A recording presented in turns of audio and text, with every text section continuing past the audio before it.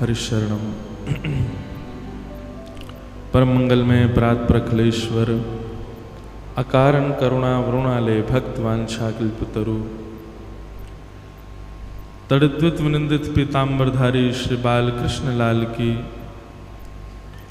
वांगमयी शब्दमयी वाणीमयी प्रतिमूर्ति हम आप सबके मध्य में विराजमान श्रीमद् भागवत महापुराण को बारंबार प्रणाम।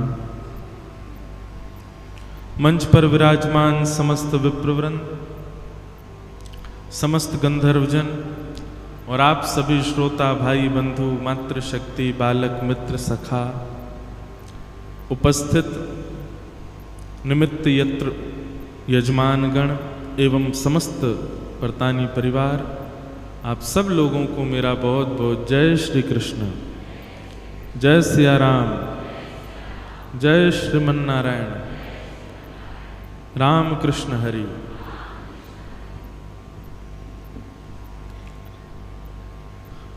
पंडरीनाथ भगवान की पावन महती कृपा, पंढरपुर धाम में हम आप सब लोग वैदिक वांग्मय के सर्वोच्च सद्ग्रंथ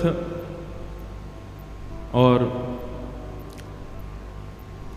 कलयुग में भगवत प्राप्ति का एवं मानव के कल्याण का सर्वोत्कृष्ट साधन श्रीमद् भागवत सत्संग हम आप सब लोग श्रवण कर रहे हैं। यह हमारा परम सौभाग्य है।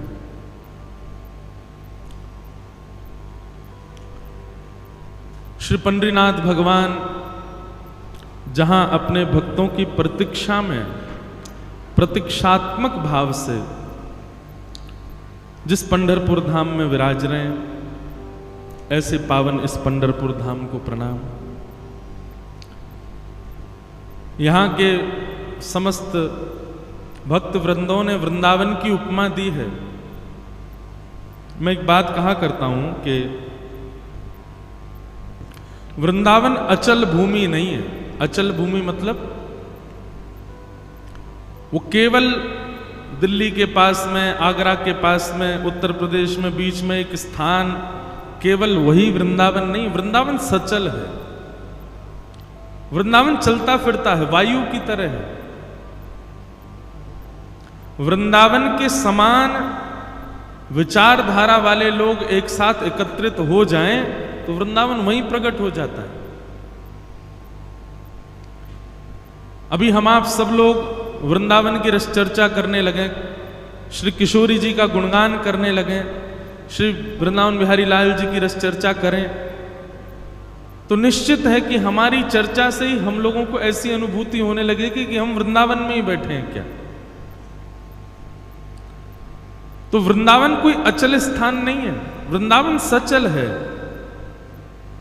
वृंदावन प्राप्त करने के लिए वृंदावन जैसा भाव, वृंदावन जैसा प्रेम, ब्रजवासियों जैसा वो सीधापन, भोलापन यदि कुछ मात्रा में लोगों में प्रकट हो जाए तो वृंदावन वहीं आ जाएगा।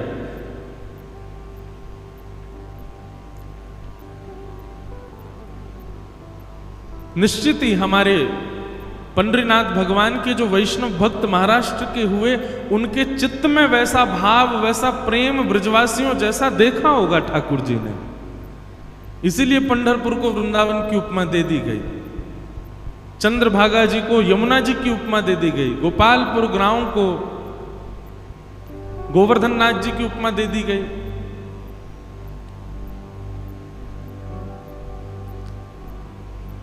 ये सब भाव यहां पर देखने में आते हैं। एक अद्भुत छटा से हमारे श्री वृंदावन बिहारी लाल यहां विराज रहे हैं।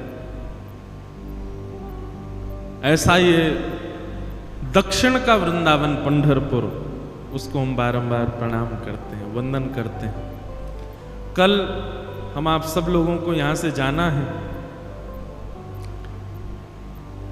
यहां की रज निश्चित लेकर के जाइएगा।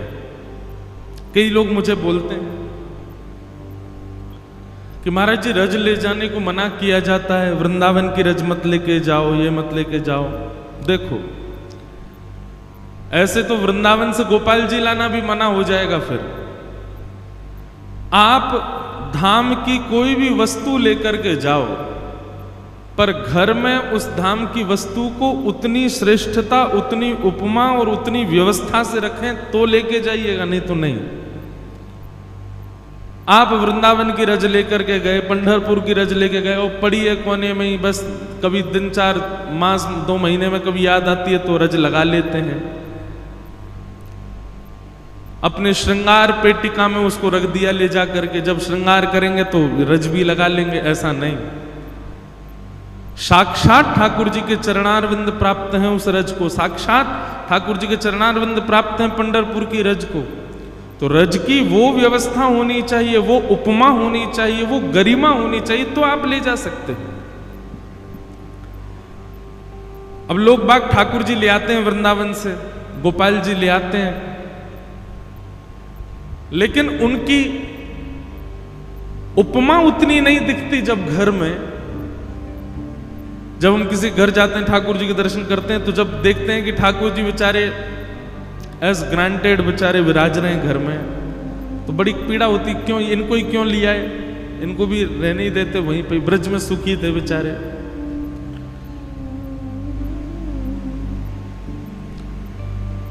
रज लाने को मना है, इसका मतलब वृंदावन की हर वस्तु को ले जाना मना है। कब? जब आप उस भाव में नहीं हो और उस वस्तु को ले जाओ। वो भाव यदि आपके चित्त में है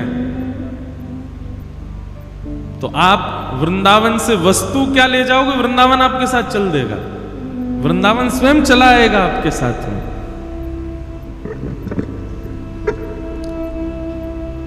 वृंदावन सामान्य नहीं है, वृंदावन साधारण नहीं है। ये जो हम पद गाते हैं ना, ये आपको उत्साहित करने के लिए, नचाने के लिए या करताल बजाने के लिए नहीं गाते। श्यामा हृदय कमल सो प्रगटो, श्याम हृदय को भाए, इसके पीछे तर्क है, इसके पीछे भाव है। किशोरी जी ने ठाकुर जी से वचन मांगा है, यदि हमको पृथ्वी पर आपको लेके जाना है लीला के लिए, तो 3 स्थान साथ लेके जाने पड़ेंगे गोलोक धाम से। यत्र वृंदावनम नास्ति, यत्र नो यमुना नदी, यत्र गोवर्धनम नास्ति, तत्र नो रमते मन। किशोरी जी कह रही हैं, हे श्याम सुंदर, आप लीला में हमको लेकर के जाना चाहते हो, तो उसके लिए आपको गोलोक धाम से 3 भाव लेके जाने पड़ेंगे साथ में, वृंदावन, यमुना जी और श्री गोवर्धन। यदि ये 3 आपके साथ नहीं चल सकते तो क्षमा करें, आप अकेले लीला करके आओ, हम भी नहीं जाएंगे आपके साथ। तब गोलोक धाम से इन तीनों को लाया गया। और तो गोलोक धाम में ये कहां से आए? गोलोक धाम में वृंदावन कहां से आया?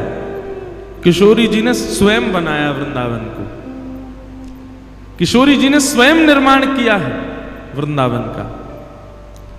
और वृंदावन का निर्माण, एक एक कण वृंदावन का किशोरी जी ने अपने हाथों से रखा है। तो श्यामा हृदय कमल सो प्रगटो, किशोरी जी के हृदय से प्रकट हुआ, इसलिए श्याम हृदय को भाए, ठाकुर जी को भा गया। ठाकुर जी को भा गया। अच्छा, एक बात मन में आ रही है,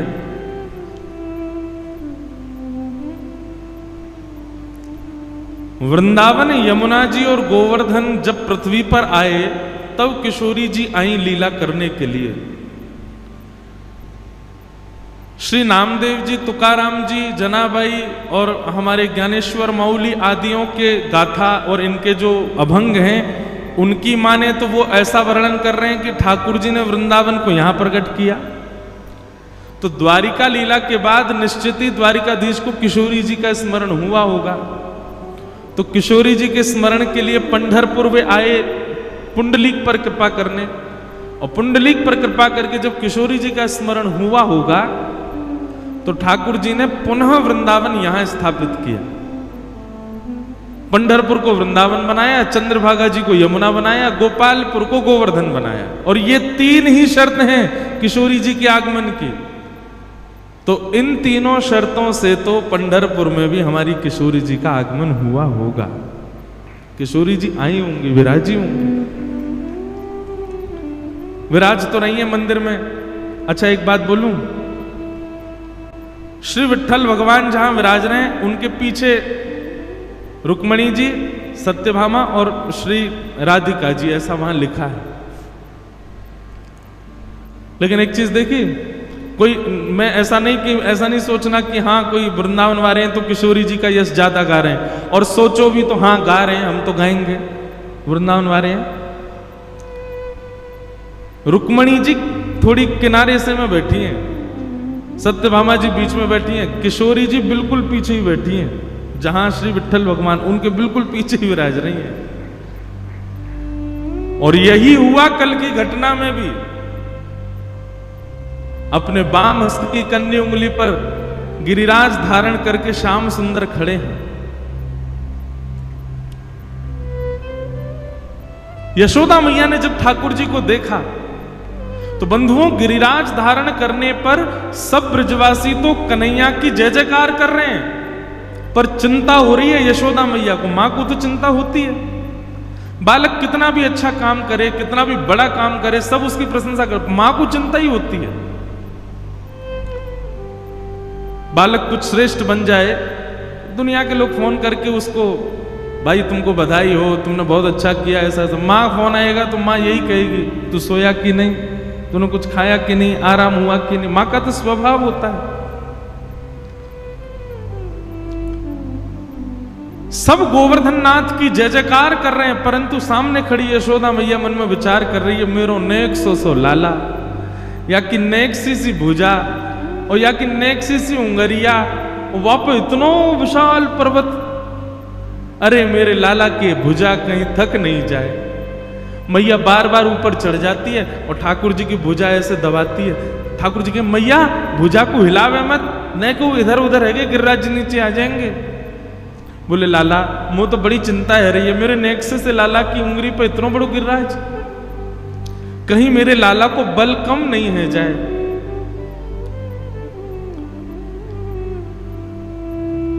यशोदा मैया बड़ी चिंतित बैठी है उस समय। तब एक दाई ने आकर के यशोदा मैया से कही, मैया तुम चिंता क्यों कर रही हो? तुम्हारे लाला को जब नामकरण संस्कार भयो तो गर्गाचार्य जी महाराज ने एक बात कही, कहा कि मैया तुम्हारो लाला नारायण समो गुणई, नारायण के समान गुणवारो है, और ठीक आपके लाला की जैसी जन्मपत्री है वैसी जन्मपत्री हमारी बरसाने की श्री वृषभानुनंदिनी की है। ये दोनों ही नारायण के समान गुणवारे हैं। और मैया तब गर्गाचार्य जी ने आपसे एक बात कही चलते चलते कि मैया तुम्हारो लाला कभी कुछ श्रेष्ठ क्रिया करे, कोई श्रेष्ठ लीला करे, और आपको यदि भय लगे तो वृषभानुनंदिनी किशोरी जी को या के सामने लाके खड़ो कर दियो, आपके लाला को बल कम नहीं होएगा। यशोदा मैया बोली, हाँ बोली तो हती। मैया वो देर काय बात की, जल्दी चलें, वृषभानु जी से जाके कहें वो अपनी लाली दे देंगे, हम लाला के सामने विराजमान कर देंगे, तो जब तक वर्षा होगी लाला यूं ही खड़ो रहेगा, किशोरी जी सामने बैठी रहेंगी, तो लाला को बल बनो रहेगा। बहुत ध्यान से सुनिएगा। अब वृषभानु जी कहीं और थोड़े ही थे, वहीं गिरिराज उत्सव में 84 कोस ब्रजमंडल के ब्रजवासी आए थे, सब थे वहां पे, सब खड़े हैं पर्वत के नीचे। 21 किलोमीटर की चौड़ाई है, कईयों को तो ठाकुर जी दिखाई भी नहीं दे रहे, बस सबको ये पता है गिरिराज जी धारण कर लिए, लाला दिख कोई ना रहो, इतनी भीड़ है। यशोदा मैया दौड़ रही हैं, ढूंढ रही हैं, अरे वृषभानु जी को देखो, अरे बरसाने के हमारे श्री वृषभानु जी को कोई ने देखो। ढूंढती ढूंढती मैया पहुंची, वृषभानु जी मिले। मैया ने कही, बाबा आपकी लाली कहां है, आपकी लाली राधिका रानी कहां है? वृषभानु जी के नेत्र सजल है गए। बोले मैया 3 दिन आते मैं भी खोज रहा हूं, मिल ही ना रही है, कहां चली गई है? दोनों व्याकुल हैं। मैया तो या हमारे व्याकुल है कि मैं कहा करूं मेरे लाला ने गिरिराज जी उठा लिए, बाकी कहीं शक्ति कम नहीं है जाए। वृषभानु जी हमारे व्याकुल हैं कि लाली मिलना ही रही है। ढूंढते ढूंढते 4 दिन निकल गए, किशोरी जी नहीं मिली। और जाएंगी कहां भाई? सब ब्रजवासी यही हैं, सब गिरिराज के नीचे ही हैं, होंगे तो यही होंगे, लेकिन दिख ही नहीं रही। यशोदा मैया बैठे बैठे बड़ी चिंता कर रही है। तभी मैया के मन में भाव आयो, लाला एक शिला के ऊपर खड़े हैं गिरिराज जी धारण करके, वह शिला के पीछे तो जाके देखूं। और जैसे यशोदा मैया ने वह शिला के पीछे जाकर के देखी, तो वह शिला के पीछे सुख आसन में अपनो मेरुदंड सीधा करके, मेरुदंड सीधा मतलब बिल्कुल सीधी कमर करके सुख आसन में, और एक अपलक नेत्रों से किशोरी जी गिरिराज जी को देख रही हैं। अपलक नेत्र माने पलक नहीं झपक रही हैं, बस एक टक गिरिराज जी को देख रही हैं। और किशोरी जी के नेत्रों से निकलने वाले वेग पर ही श्री गिरिराज जी टिके हुए हैं आकाश में। समझ में आई बात? नहीं आई। ये 4 दिन आते लाला तो केवल नाटक कर रहा हूं, उंगली लगा खड़ो है। वास्तव में गिरिराज जी तो हमारी श्यामाजू ने उठाए, गिरिराज जी तो हमारी किशोरी जी ने उठा रखे हैं। किशोरी जी के बल पर ठाकुर जी ने गिरिराज जी उठाए। और वही दर्शन पंढरपुर में होता है। पंडरीनाथ भगवान खड़े हैं और ठीक पंडरीनाथ भगवान के पीछे हमारी किशोरी जी खड़ी। मानो ये बल दिखता ठाकुर जी का है, पर वास्तव में बल हमारी किशोरी जी का है, बल हमारी श्यामाजू का है। किशोरी जी का भाव मैं सब जगह बोल नहीं पाता मतलब निकलता ही नहीं है, सब जगह नहीं आता, क्योंकि सब जगह अनधिकारी ज्यादा हैं। किशोरी जी के भाव को और कोई समझ नहीं पाता।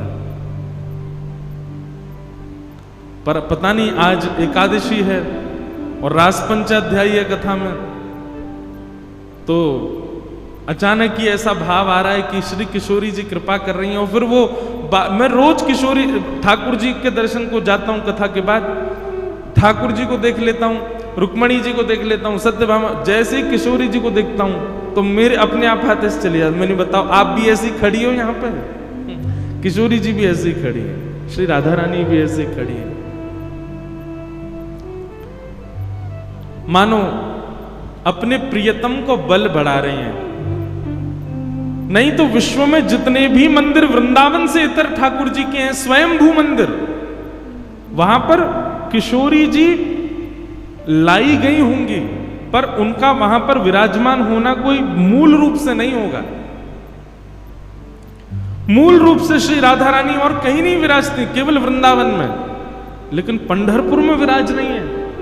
तो ये सारी बातें एक से एक कनेक्ट होती चली गई कि भाई पंढरपुर वृंदावन है, यमुना जी श्री चंद्रभागा है, गोपालपुर गोवर्धन है, और ये तीनों के लिए ही किशोरी जी कहती हैं जहां ये 3 होंगे वहीं मैं जाऊंगी। तो इसका मतलब पंढरपुर में सब लीला हुई, सब भाव हुए, निश्चित रास भी हुआ होगा, ठाकुर जी ने रास भी किया होगा पंढरपुर में, क्यों किशोरी जी विराज रहे।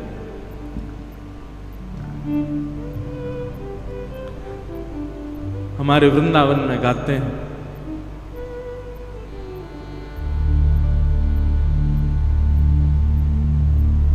हमारे माई श्यामाजू को राज, हमारे माई श्यामाजू को राज। सब लोग गाओ, हमारे माई श्यामाजू को राज, हमारे माई श्यामाजू को राज। ओ जाके अधीन सदा ही सांवरो, जाके अधीन सदा ही सांवरो, जाके अधीन सदा ही सांवरो, जाके अधीन सदा ही सांवरो। या ब्रज को सिर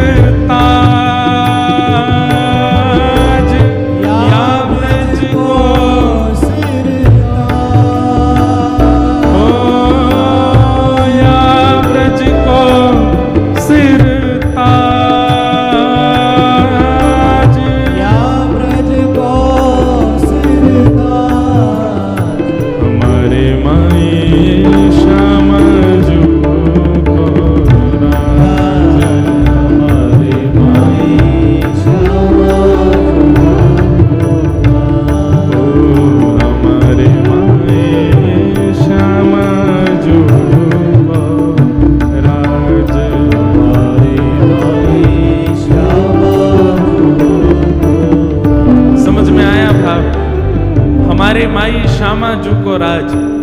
अब ब्रज में कथा हो तो ये बताने की जरूरत नहीं है, वहां सब समझ जाते हैं। हमारे माई श्यामा जू को राज, ठाकुर जी का राज नहीं है, किशोरी जी का राज चलता है वृंदावन में। कैसी किशोरी जी?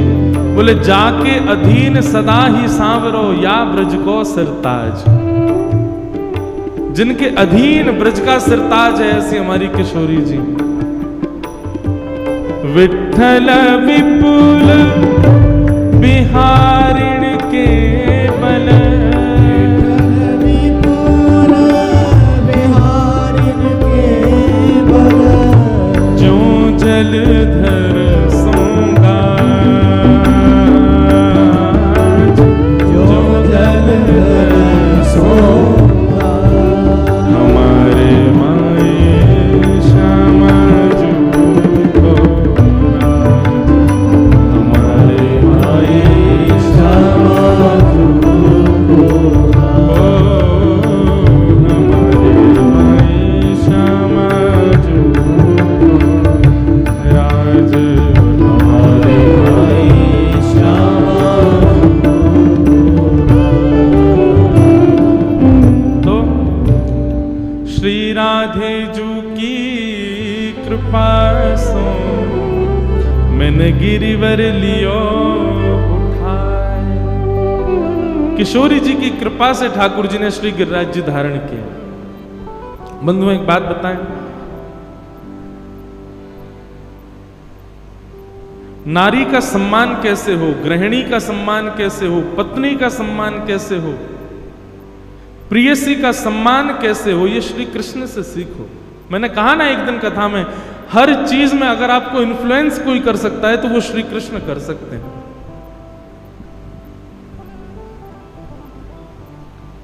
जगन्नाथपुरी जाइए, श्री जगन्नाथ जी का धाम है, सब दर्शन जगन्नाथ जी का करने के लिए आते हैं। पर जो लोग जगन्नाथपुरी गए होंगे उनको पता होगा, जगन्नाथपुरी में सबसे अच्छे दर्शन किसी के होते हैं तो वो किसके होते हैं? सुभद्रा जी के। वो बीच में ही बैठी रहती हैं, ठाकुर जी साइड में घुसे रहते हैं। जगन्नाथ भगवान अगर अंदर के दर्शन ना खुले हों तो इतने ही दिखेंगे बस। ये हिस्सा तो दिखता ही नहीं ठाकुर जी का, इतने ही दिखेंगे बस। यहां बलराम जी ज्यादा से ज्यादा इतने दिख जाएंगे, थोड़े और ज्यादा दिख जाते हैं ठाकुर जी से, पर सुभद्रा जी पूरी दिखती हैं। पूरा धाम ठाकुर जी का, पूरा मंदिर ठाकुर जी का, सब कुछ ठाकुर जी का, पर आगे रखते हैं किसको? अपनी बहन को। बहन का सम्मान करना सीखो ठाकुर जी से, पत्नी का सम्मान करना सीखो ठाकुर जी से। यहां पर रुक्मणी जी की कितनी पूंछ है, द्वारिका में जाओ वहां पर रुक्मणी जी का कितना भाव है। केवल द्वारिकाधीश के दर्शन किए, केवल पंढरीनाथ के दर्शन किए और रुक्मणी जी के दर्शन नहीं किए तो सारा फल नष्ट हो जाएगा मंदिर से निकलते ही। उनका दर्शन करना ही पड़ेगा। और ठाकुर जी ने व्यवस्थित एक स्थान उनको दिया, बढ़िया बैठो विराजो, सिंहासन पर बैठ करके सबको दर्शन दो। एक प्रियसी के प्रति कैसा सम्मान होना चाहिए। हमारे वृंदावन में देखो, दर्शन बिहारी जी के, दर्शन राधा वल्लभ जी के, दर्शन राधा रमण जी के, पर नाम सब राधे राधे बोलते हैं, सब किशोरी जी का ही नाम गुणगान करते हैं। पूरे वृंदावन में किशोरी जी का नाम ही गाया जाता है। सब जगह नारी सशक्तिकरण को ठाकुर जी ने कितनी विशेषता प्रदान की, और हम बिल्कुल उसके विपरीत हैं।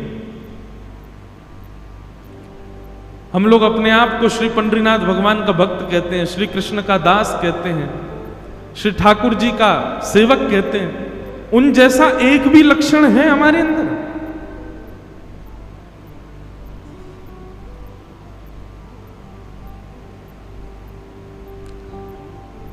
भैया, हमारी निकुंज की लीला यदि आपने सुनी ना वृंदावन की, तो निकुंज लीला और अंतरंग भाव की लीला यदि आप सुनोगे तो वहां तो ठाकुर जी ऐसे दास दास बने बैठे रहते हैं किशोरी जी के आगे। अब उस विषय को मैं ज्यादा छेड़ नहीं सकता यहां पे, क्योंकि पूरा भाव लेकर के कही जाए तो बात समझ आती है। पद हैं हमारे रसिक जनों के, किशोरी जी से सब सखियां कह रही हैं, नंद नंदन तेरे ही आधीन हे श्यामाजू, ये किशोर ठाकुर जी तो सदा आपके अधीन ही रहते हैं। वृंदावन में लीला होती क्या है? केवल किशोरी जी को देखने के लिए ठाकुर जी विविध विविध लीलाएं करते हैं कि किशोरी जी दिख जाए। अब गिरिराज धारण लीला भी एक प्रकार से किशोरी जी के दर्शन के लिए लीला है, ऐसा जयदेव महाप्रभु ने अपने लीला में वर्णन किया। अभिनव जलधर सुंदर धृत मंदर ए, कलित ललित वनमाल जय जय देव हरे, श्रीमुख चंद्र चकोर जय जय देव हरे। किशोरी जी के मुख को देखने के लिए ठाकुर जी ने गिरिराज पर्वत 7 दिन 7 रात्रि पर्यंत धारण किया, ताकि किशोरी जी सामने खड़ी रहें, हिलें डुले ना, मुझे दिखती रहें, सब यहीं पर व्यवस्थित रहेगा तो किशोरी जी दिखती तो भी रहेंगे। उनका दर्शन करने के लिए ठाकुर जी ने गिरिराज जी धारण किए, ऐसी भावना। तो निश्चित ही पंढरपुर में किशोरी जी का कुछ तो भाव है, इसलिए वृंदावन, यमुना और गोवर्धन ही यहां प्रकट हुए। इसीलिए वृंदावन के रसिक जनों जैसे भाव यहां के रसिकों के सुनाई देते हैं।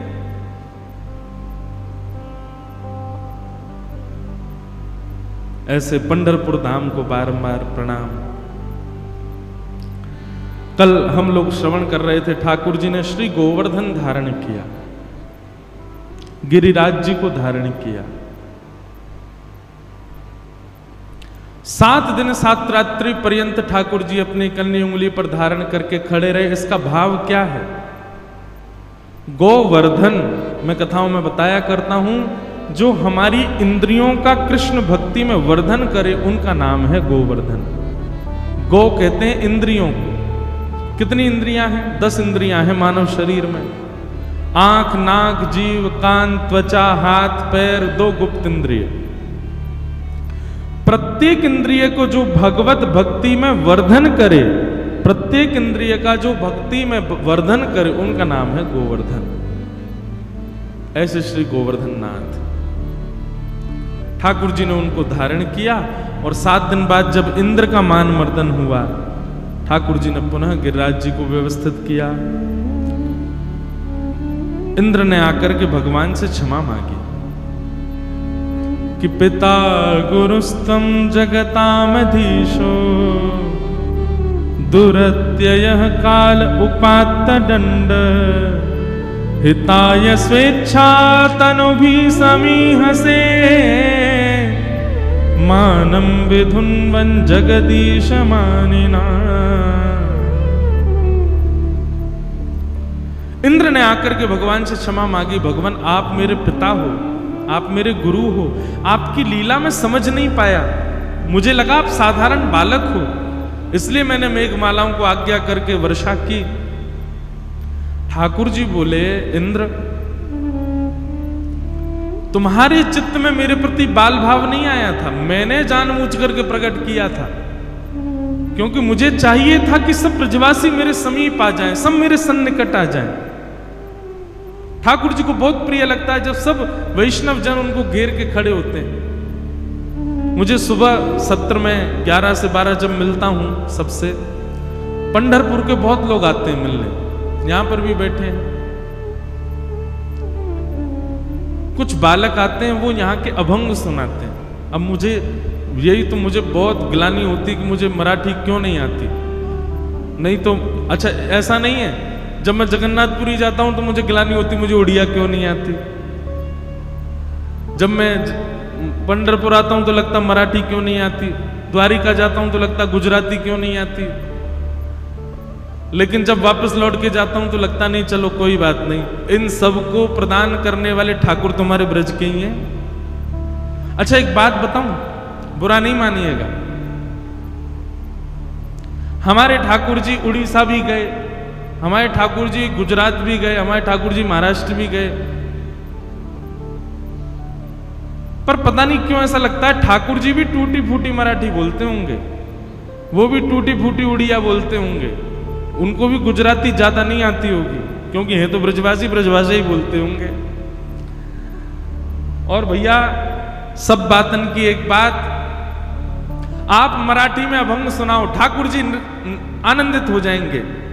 आप उड़िया में कीर्तन सुनाओ जगन्नाथ भगवान को, जगन्नाथ भगवान खुश हो जाएंगे।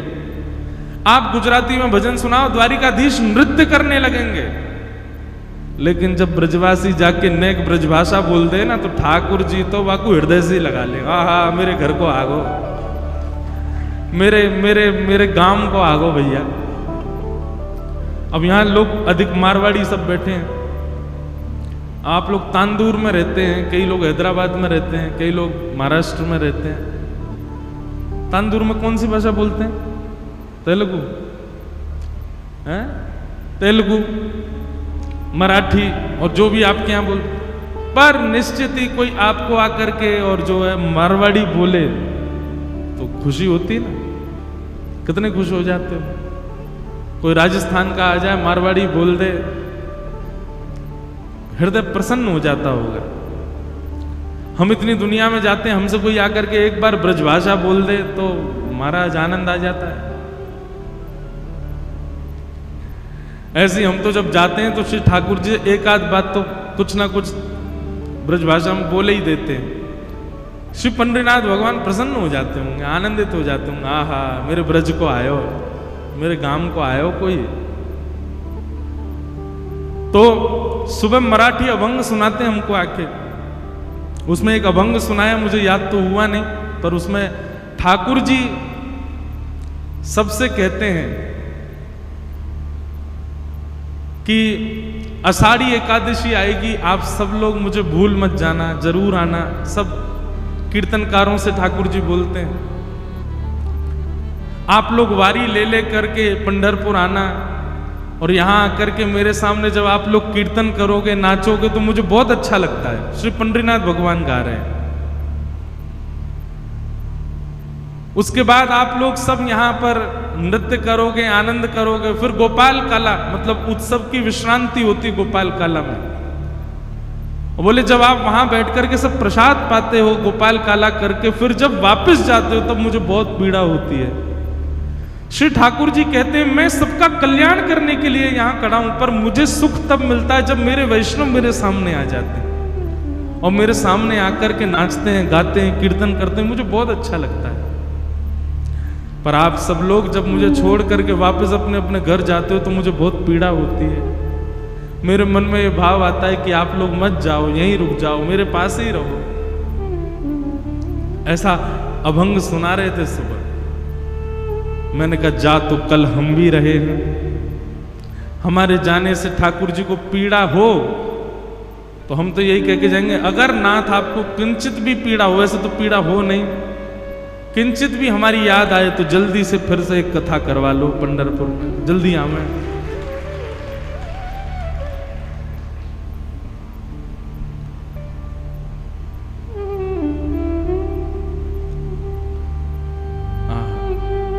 कितना प्रेम है ठाकुर जी को अपने वैष्णवों से। मुझे नाम भी याद नहीं होते यहाँ के भक्तों के। एक भक्त का चरित्र सुनाया, वो तो इतने प्रिय श्री ठाकुर जी को, पूरे विश्व से संत जन यहाँ आते हैं आषाढ़ी एकादशी पर यहाँ की एकादशी का उत्सव पूर्ण होने के बाद ठाकुर जी उनसे मिलने के लिए उनके गांव जाते हैं। उनके गांव जाकर के उनसे मिलते हैं, 10 दिन वहीं रहते हैं ठाकुर जी, उनसे मिलकर के आते हैं। कितना प्रेम करते हैं अपने वैष्णवों से। लक्ष्मी जी तक को त्याग देते हैं कई बार ठाकुर जी, अपने कुल परिवार के भावों को, कई श्रेष्ठ जनों का त्याग कर देते हैं, पर अपने वैष्णवों का त्याग नहीं करते ठाकुर जी, सदैव उनके पास रहते हैं। तो ठाकुर जी को बहुत प्रिय लगता है जब बहुत सारे वैष्णव उनके दर्शन के लिए आते हैं, उनके पास आते हैं, उनसे मिलने के लिए आते हैं। भगवान ने इंद्र से यही बात कही कि इंद्र, तुम्हारी करनी से मुझे क्रोध इसलिए नहीं आया क्योंकि तुम्हारी करनी में सब मेरे पास आ गए, मेरे समीप आ गए। मैंने गिरिराज जी उठाए, सब ने मुझे घेर लिया, यही मेरा सुख है। और बंधुओं, गिरिराज जी तो ऐसे ठाकुर जी हैं, पूरी दुनिया के ठाकुर जी गुलाब की माला पहने, कन्नेर की माला पहने, कौस्तुभ मणि पहने, सब पहने, पर हमारे गिरिराज बाबा तो भक्तन की माला पहने। चारों ओर भक्त विचरण करते रहते हैं, बीच में गिरिराज जी बैठे रहते हैं। अच्छा एक बात, इतना बड़ा ठाकुर पूरी दुनिया में कोई 21 किलोमीटर को ठाकुर है हमारो, कितना लंबा चौड़ा ठाकुर है, कितना विशाल ठाकुर है। और एकमात्र गिरिराज जी ऐसे पर्वत की पूजा तो पूरी दुनिया में होती है, पर तलहटी की पूजा हमारे गिरिराज जी की होती है। तलहटी मतलब गिरिराज जी के पर्वत के आसपास के क्षेत्र को तलहटी कहते हैं। ऐसे हमारे श्री गोवर्धन नाथ, भगवान ने इंद्र के ऊपर कृपा की, इंद्र प्रणाम करके वहां से चले गए। आगे गायों ने भगवान का नामकरण किया और भगवान का नाम गोविंद रखा। ऐसा संतजन कहते हैं कि जो वयोवृद्ध हो गए हैं, अब उन लोगों को नाम जप में गोविंद जपना चाहिए। गोविंद गोविंद गोविंद गोविंद। छोटे बालकों को कृष्ण, मुरारी, केशव, मधुसूदन, मनमोहन आदि आदि ठाकुर जी के नाम हैं, पर गोविंद नाम जो है, ये जो वृद्ध हो गए हैं, अब उनकी अवस्था इतनी नहीं है, वो गोविंद कहकर के बुलाएं ठाकुर जी को। ऐसा संत जनों का भाव है। तो गैयाओं ने भगवान का नाम गोविंद रखा। गोविंद का मतलब यह कि दांत चले भी गए, अनकॉन्शियस हो भी जाओगे, शरीर शिथिल भी हो जाएगा, तो भी गोविंद बोलने में आपको ज्यादा श्रमित होने की आवश्यकता नहीं होगी। गोविंद आप स्पष्ट बोल सकते हो। पीछे का दकार जो है भले ही ना बोले, गोविंद भी भूल जाए तो भी ठाकुर जी। वैसे तो भैया भाव कुभाव अनख आलसहु नाम जपत मंगल दिस, कैसे भी जपो, ठाकुर जी का नाम मुख से आना चाहिए बस। भगवान का नाम गोविंद रखा गया। एकादशी व्रत की कथा बताई गई, एकादशी व्रत का नियम बताया गया। एकादशी के दिन अन्न में पाप का निवास होता है। सबको पृथ्वी पर आने का एक समय है। जैसे संध्या का समय जो है वो महादेव का, इसलिए कहते हैं कि संध्या के समय पर भोजन नहीं करना चाहिए, संध्या के समय पर सोना नहीं चाहिए, संध्या के समय पर गलत काम नहीं करना चाहिए, संध्या के समय केवल एक ही काम करो, क्या भजन करो, क्यों महादेव विचरण कर रहे हैं। प्रातःकाल समय ब्रह्म मुहूर्त विष्णु भगवान का होता है, इसलिए उस समय भी कहते हैं कि जग करके विष्णु भगवान को प्रणाम करना चाहिए। मध्याह्न समय जो है वो ब्रह्मा जी का होता है, संध्या समय जो है महादेव का होता है। बाकी आप ज्योतिष शास्त्र और उसके अनुसार देखेंगे तो हर नक्षत्र का एक समय है पृथ्वी पर आगमन का। एक दिन पाप ने भगवान से कहा कि मुझे भी पृथ्वी पर स्थान दे दो। बोले तुम तो हो ही पृथ्वी पर, कितने कामों में तुम्हारा निवास है। बोले नहीं, आपके द्वारा व्यवस्थित एक ऐसी भाव हो जिसमें कभी कभी वैष्णवों को भी मेरा प्रकोप देखना पड़े, ऐसा कोई मुझे भी स्थान प्रदान कीजिए। भगवान बोले देखो वैष्णवों को कभी पाप लगेगा नहीं, लेकिन फिर भी तुम्हारी ज्यादा इच्छा है कि हम तुमको कोई स्थान प्रदान करें। एकादशी के दिन अन्न में निवास करो, और एकादशी के दिन अन्न में पाप निवास करता है। लेकिन एक बात बहुत ध्यान से सुनिएगा, एकादशी के दिन अन्न पाने से पाप लगता क्या है। आपने किसी का हृदय दुखाया तो हृदय दुखाने का पाप लगेगा, किसी को मार दिया तो उसको पीड़ा देने का पाप लगेगा, गलत खाया गलत पिया तो गलत खान पान। एकादशी पर क्या पाप लगता है, पाप होता कौन सा एकादशी वाले दिन, बहुत ध्यान से सुनिएगा। जो पाप आपने गंगा स्नान से नष्ट किए हैं, जो पाप आपने पुण्य करके नष्ट किए हैं, जिन पापों को आपने प्रायश्चित करके नष्ट कर दिया है, एकादशी के दिन अन्न सेवन करने से नष्ट किए हुए पाप पुनर्जीवित होते हैं। इसलिए उस दिन अन्न नहीं सेवन करना चाहिए। नया नहीं लगेगा, पुराना जो खत्म हुआ है वो दोबारा रिन्यू हो जाएगा एकादशी के दिन अन्न सेवन करने से। तो एकादशी न्यू पाप नहीं लगाती, रिन्यू करती है पुराने पापों को। इसलिए उस दिन अन्न सेवन नहीं करना चाहिए। पर छोटे बालकों को, वृद्धों को और विशेष रूप से जिनका स्वास्थ्य ठीक नहीं है उनको एकादशी व्रत पर एकादशी के दिन अन्न खाने की छूट होती है, लेकिन उसमें भी उनको चावल नहीं खाने चाहिए, क्योंकि चावल तो है वो तो पूर्ण अन्न माना जाता है, वो पूर्ण अन्न का स्वरूप है, उसका तो सेवन करना ही नहीं चाहिए। वो ज्यादा से ज्यादा रोटी पा सकते हैं, सब्जी, चावल नहीं। ये तो था एक भाव कि एकादशी के दिन अन्न क्यों नहीं खाते, पर एक भाव मैं अपने मन से बताया करता हूं। एकादशी क्या है? हम सब भक्तों की, हम सब वैष्णवों की करवा चौथ है। जैसे एक प्रियतमा अपने प्रियतम के दीर्घायु के लिए व्रत करती है। अब दीर्घायु है कि नहीं वो बात एक अलग है, पर एक बात निश्चित है कि हमने ऐसा देखा अपने घरों में भी, आप सब भी देखते हो कि करवा चौथ वाले दिन माताएं जब व्रत करती हैं तो उस दिन प्रियतम का प्रियतमा के प्रति, प्रियतमा का प्रियतम के प्रति कुछ क्षण ही सही प्रेम भरता है, प्रेम उद्दीपन होता है। भाई आपके लिए कोई विशेष काम करे आपको अच्छा लगेगा ना? अब आपके लिए कोई व्रती कर रही, बेचारी सुबह से कुछ खाए पिए नहीं, तो मन में उसके प्रति प्रेम उत्पन्न होता है ना। ठीक वैसे ही हम वैष्णव जब अन्न सेवन नहीं करते, हम वैष्णव जब भूखे रहते हैं, हम वैष्णव जब केवल हरिनाम संकीर्तन करते हैं और बड़े प्रेम से, निष्ठा से, आनंद पूर्वक जब अन्न सेवन नहीं करते हैं, तो निश्चित है बाकी दिन आप ठाकुर जी को याद करते होंगे, पर एकादशी के दिन ठाकुर जी आपको याद करते हैं, आपका स्मरण करते हैं। इस भाव से एकादशी करनी चाहिए, ये एकादशी का भाव। दूसरी बात, भगवान को कुछ ना कुछ अर्पित करना चाहिए। बहुत ध्यान से सुनिएगा। हम लोग क्या अर्पित करते हैं? रुपया अर्पित करते हैं, धन अर्पित करते हैं, स्वर्ण अर्पित करते हैं, चांदी अर्पित करते हैं, कुछ भी अर्पित करते हैं। पर हमारे पास सबसे बहुमूल्य क्या है? हमारा जीवन, हमारी प्रत्येक श्वास, हमारा प्रत्येक क्षण, ये बहुत बहुमूल्य है।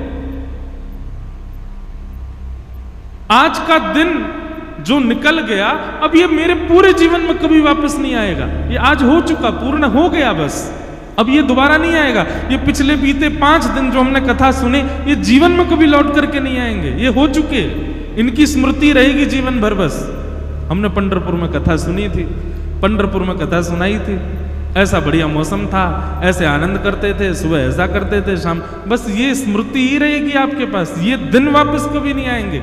और एक बात बताऊं, आप लाख कोशिश करके दोबारा कर लो ऐसा, पता नहीं जी फिर सोच लें, फिर कथा हो, वही हो, वैसी हो, सारी A to Z आप एक जैसी व्यवस्था कर लो, तब भी इस बार जैसा सुख अगली बार नहीं होगा। ज्यादा हो सकता है, पर एज इट इज ऐसा आपको दोबारा नहीं मिलेगा। ये हमेशा के लिए एक स्मृति रहेगी। हर दिन जो हमारा गुजरा वो लौट करके नहीं आने वाला है।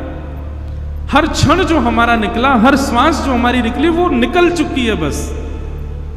पर एकादशी के दिन जब व्यक्ति निष्ठा पूर्वक, प्रेम पूर्वक, आनंद पूर्वक अपने दिन की शुरुआत करता है, उसकी हर क्षण, हर श्वास, पूरा दिन वो ठाकुर जी को अर्पित होता है। और सबसे बड़ी बात, आपकी आयु 2 चीजों से कम होती है। व्यक्ति की आयु 2 चीजों से कम होती है, बहुत बोलने से और बहुत खाने से आयु कम होती है। यदि व्यक्ति बहुत खाएगा तो जीवन में, हमारा जीवन निश्चित है, इतना अन्न ही मैं खा सकता हूं। अब उसको भले ही मैं 50 साल में खा करके खत्म कर दूं तो 51 साल देख नहीं पाऊंगा, 50 में ही मुझे जाना पड़ेगा। ठाकुर जी ने सबके लिए एक अन्न निश्चित करके रखा है, उतना ही खाना है हमको। लेकिन व्यक्ति जब एकादशी का व्रत करता है तो व्रत वाले दिन अन्न नहीं खाता, और अन्न ना खाने से उसकी जो एक दिन की आयु है वो बच जाती है। लेकिन वो एक दिन की आयु एकादशी करने से ऐसा नहीं आपको बाद में मिलेगी, वो एक दिन की आयु ठाकुर जी के चरणों में अर्पित हो जाती है।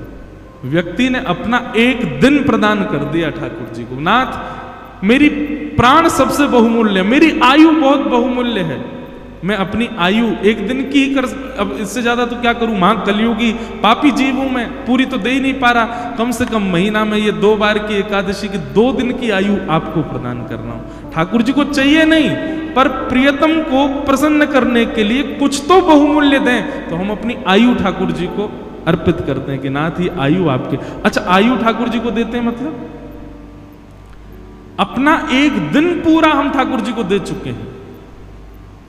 हमारे जीवन में 365 दिन है, हर दिन हम किसी ना किसी को दे रखे हैं। विशेष रूप से किसको दे रखा है? 2 लोगों को, एक तो लक्ष्मी को, दूसरा अन्न को। इन दोनों को हम हर दिन देते हैं, अन्न को भी हर दिन देते हैं, लक्ष्मी को भी हर दिन देते हैं। लेकिन ये एकादशी के दिन जब आप व्रत करते हो तो पूरा दिन ठाकुर जी को अर्पित हो जाता है, ठाकुर जी को दे दिया जाता है। एक प्रकार का महादान भी है एकादशी का व्रत करना। वैष्णवों के अंदर 3 निष्ठा होनी चाहिए। पहली नाम जप निष्ठा, दूसरी एकादशी निष्ठा, और तीसरी तुलसी माला पहनने की निष्ठा, तुलसी निष्ठा। अगर आप 3 निष्ठाओं में निष्पन्न हो तो आप वैष्णव हो। तो इस प्रकार से एकादशी व्रत का महात्म और महत्व बतलाया गया। व्यक्ति की सामर्थ्य हो तो उसको निश्चित ही एकादशी करनी चाहिए। और मैं बार बार एक ही बात कह रहा हूं, प्रसन्नता पूर्वक गौरव करके और बहुत एक्साइटमेंट में एकादशी का व्रत किया करो। कहीं सुबह उठते ही महाराज पता चल गई नाश्ते में क्या बना है, बोले आज तो बेटा नाश्ता में फल मिलेंगे, क्यों एकादशी, और आपको अरे आज एकादशी है, उसी समय तोड़ देना एकादशी। और तोड़ क्या देना, टूटी गई एकादशी। जैसे ही आपकी निष्ठा विफल हुई एकादशी टूट जाती है। लोग सोचते हैं नमक खाने से, जे खाने से एकादशी टूटती है। नहीं, आप जैसे ही अश्रद्धा रखते हैं, 1% भी अश्रद्धा होती है, उसी समय आपकी एकादशी टूट जाती है, आपका व्रत टूट जाता है। दूसरी बात, व्रत कब टूटता है? अब आप अन्न ना खाने को तो इतनी प्रायोरिटी दे रहे हो, नहीं नहीं नहीं अन्न नहीं खाना है, आज तो एकादशी जे, और वैसे बेचारे किसी का हृदय दुखा रहे हो, किसी को गालियों पे गालियां दिए जा रहे हो, किसी का हक मार रहे हो, किसी के साथ में बुरा कर रहे हो। क्षमा करो, ऐसी एकादशी बिल्कुल मत रखो। एकादशी को भी रहता होगा कि भाई ऐसे व्यक्ति के पास मैं रहूं क्यों जो इतना बुरा करे। मतलब एक दिन तो आप कम से कम, जैसे हॉलीडे होता है ना, छुट्टी होती है, एकादशी के दिन अपने अवगुणों को छुट्टी रखा करो। आज चाहे कोई कुछ कर ले, पत्नी कितना भी चले, मैं क्रोध ही नहीं करूंगा। बच्चे चाहे कुछ भी कर ले, आज क्रोध नहीं करना, आज क्रोध की छुट्टी है। पता चला पूरा परिवार इंतजार कर रहा है एकादशी कब आएगी, उस दिन क्रोध तो करेंगे नहीं। अच्छा देखो कितना अच्छा व्रत। मैं तो कहता हूं कथा में कि एकादशी पर केवल अन्न छोड़ने वाला नियम नहीं, 2-4 नियम और करो। जैसे पूरे दिन मुस्कुराहट रखो मुख पर, चाहे कुछ हो जाए आप प्रसन्न ही रहो। कितना अच्छा, ऐसी एकादशी करो। व्रत है, बोले काय बात करो, तो प्रसन्न रहने का व्रत है, आज प्रसन्न ही रहूंगा। बच्चे बेचारे उधम मचा रहे हैं और आप मुस्कुरा करके देख रहे हो। उसने गिलास तोड़ दिया, आप खुश हो। द्वादशी आने दे बेटा, तुझे देखता हूं मैं, रुक जा, आज कर ले तेरा जो मन है, बहुत बढ़िया, आनंद करो। ऐसा नहीं, एक भाव है, प्रसन्न रहो। एकादशी का मतलब है अवकाश। तो अवकाश केवल अन्न को ही क्यों दिया जा रहा है? उन सब चीजों को दो जिससे आप संसार में एग्जिस्ट करते हो। और मैं तो भाई खुलेआम कहता हूं, आज की डेट में अन्न छोड़ना कोई बड़ी बात नहीं है। बच्चे, आजकल के बच्चे 2-2 बजे तक तो वैसे ही भोजन नहीं करते, आधा एकादशी तो उनकी रोज ही होती है।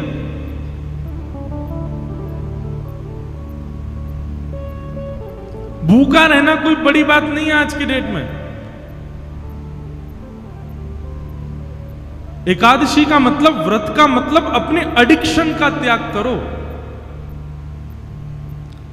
जिस समय व्रतों का निर्माण किया गया उस समय मानव का एक ही एडिक्शन था, भोजन।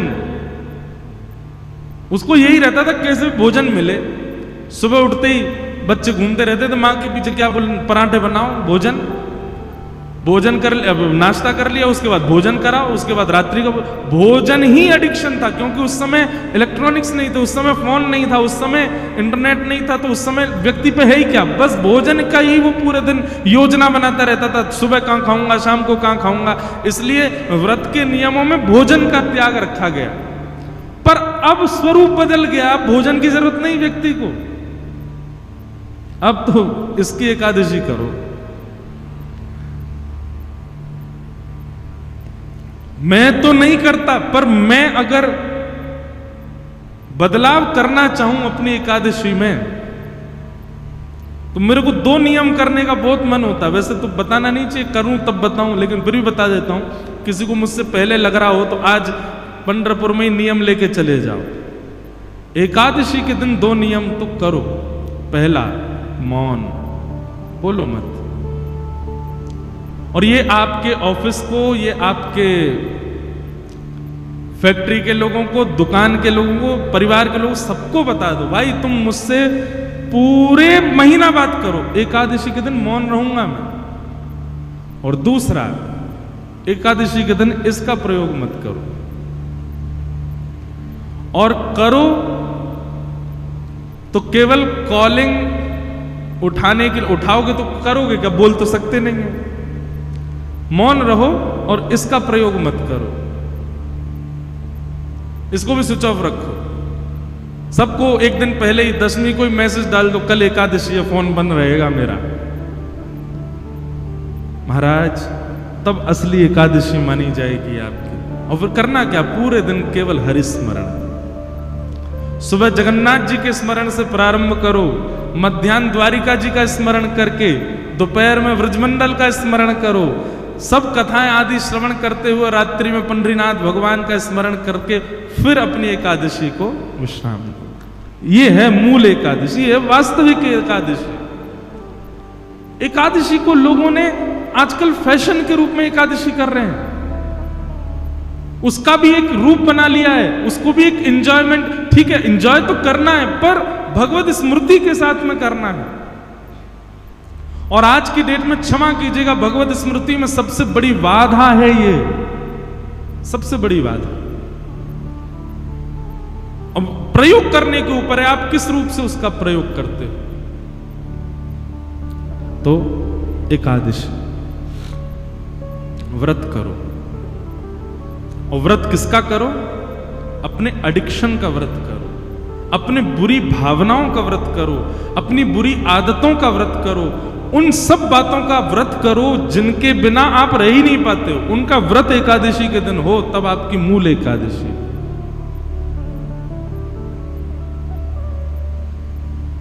और अंतिम बात, एकादशी व्रत में इतनी सामर्थ्य है कि यदि निष्ठा से कोई व्यक्ति एकादशी व्रत पालन करे तो एकादशी व्रत के प्रभाव स्वरूप एकादशी के ही दिन भगवत धाम परायण होगा उसका।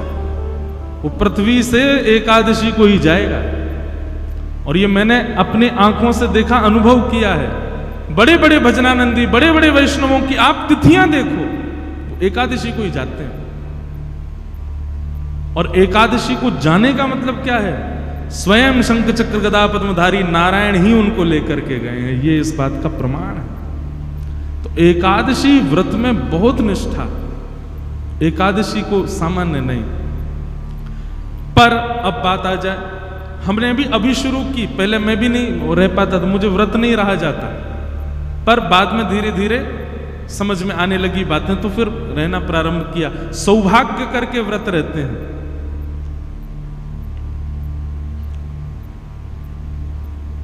लेकिन अब कई जगह एकादशी निषेध है, जैसे जगन्नाथपुरी में वहां एकादशी नहीं होती, जैसे हमारे श्री वृंदावन के राधा वल्लभ जी मंदिर में वहां एकादशी का भाव नहीं, जैसे वृंदावन के बिहारी जी में, वृंदावन बिहारी लाल जी में भी एकादशी नहीं होती।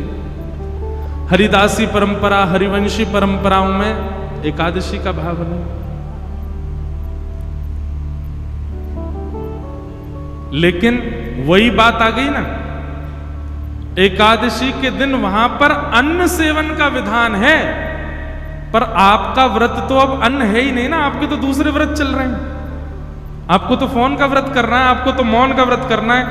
तो कहीं आपने जगन्नाथपुरी जाकर के ये कहा यहां तो एकादशी है, यहां तो कोई दिक्कत ही नहीं है, नहीं, वहां दूसरे व्रत करने हैं, वहां अन्न का नहीं करना, अन्न तो पाना है वहां पर वहां ये दूसरे अपने बुरे विचार, अपने बुरे भाव, अपने बुरे एडिक्शन, आपकी जरूरतें, उन सब की एकादशी तो वहां कर सकते हो। अन्न का ही तो निषेध है, अन्न तो पाना पड़ेगा जगन्नाथपुरी में, पर ये चलाना कोई ऐसा तो है नहीं कि एकादशी उल्टी लटके, यहां तो फोन चला ही सकते हैं, ऐसा नहीं। तो चाहे राधा वल्लभ जी मंदिर में हो, चाहे हमारे बिहारी जी हो, चाहे श्री जगन्नाथपुरी हो, या और कहीं भी जहां भी एकादशी का विधान नहीं है, वहां अन्न सेवन की आज्ञा होगी। आप अन्न वहां पा सकते हो, पर बाकी की एकादशी इंद्रियों की तो आप वहां भी कर सकते हो, और करनी ही चाहिए। नहीं करोगे तो अपराध लगेगा। अच्छा एक बात बताएं, अगर आपने ये सब बातें अभी हमसे नहीं सुनी होती कि एकादशी के दिन केवल अन्न नहीं बाकियों का भी व्रत किया जाता है, तो अभी तक आपको दोष नहीं लगता। लेकिन आज आपने सुन लिया है, अब अगर अगली एकादशी पर आपने ये व्रत नहीं किए तो दोष लगेगा। आप जानो आपका काम, आप कहोगे गलत आए कथा में आज तो।